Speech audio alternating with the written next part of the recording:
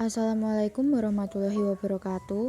Perkenalkan, nama saya Nisa Sabrina dari kelas 11 IPS 3. Di sini saya akan mempresentasikan bab tentang konflik sosial. Apa itu konflik sosial? Konflik sosial berasal dari bahasa Latin kon artinya bersama dan flieger yang artinya benturan atau tabrakan. Adapun beberapa pendapat para ahli seperti Sujono Soekarto, Robert M.Z. Lawang, dan Bernstein. Berikut merupakan faktor penyebab dari konflik sosial.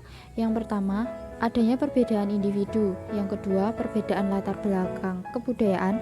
Dan yang ketiga, perbedaan kepentingan antara individu dengan kelompok. Adapun teori konflik yang dikemukakan oleh para ahli sosiologi. Yang pertama, Lewis Althusser. Althusser menilai bahwa konflik tidak selalu bersifat negatif, namun konflik dapat mempererat dan menjalin kerukunan dalam kelompok. Althusser juga mengelompokkan konflik sosial menjadi dua macam. Yang pertama, konflik realistis, dan yang kedua, konflik non-realistis.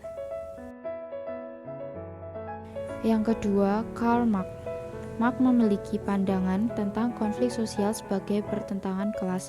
Masyarakat yang berada dalam konflik dikuasai oleh konflik dominan.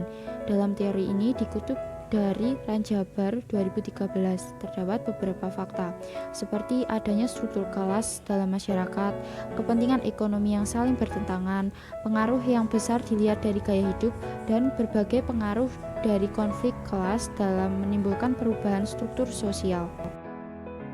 Selanjutnya, Ralph Dahrendorf. Dahrendorf melihat masyarakat memiliki dua sisi yang berbeda, yaitu konflik dan kerjasama. Dalam pemikiran Dahrendorf, dia tidak memandang masyarakat sebagai sebuah hal yang statis, namun dapat berubah oleh adanya konflik di masyarakat. Berikut merupakan bentuk-bentuk dari konflik sosial. Yang pertama, berdasarkan skala wilayah. Konflik lokal. Contohnya seperti keputusan pemerintah yang tidak disetujui oleh warganya. Selanjutnya, konflik nasional. Contohnya seperti konflik SARA dan ras yang mengakibatkan gejolak suatu golongan. Dan yang terakhir, konflik internasional. Contohnya seperti Perang Dunia II. Selanjutnya, berdasarkan dampaknya. Yang pertama, konflik destruktif. Contohnya seperti tawuran pelajar. Yang kedua, konflik konstruktif. Konflik ini berdampak positif dan prosesnya akan mengarah pada upaya mencari solusi bagi pihak yang terlibat. Selanjutnya, berdasarkan cakupannya. Pertama, konflik horizontal. Contohnya antara tukang ojek berebut penumpang. Yang kedua, konflik vertikal. Contohnya antara orang kaya dengan orang miskin. Yang terakhir, konflik berdasarkan subjeknya. Pertama, konflik interpersonal. Contohnya anak kecil yang sedang berebut mainan dengan temannya. Kedua, konflik intrapersonal. Contohnya masalah pembagian warisan dalam keluarga. Yang ketiga, konflik individu dan kelompok.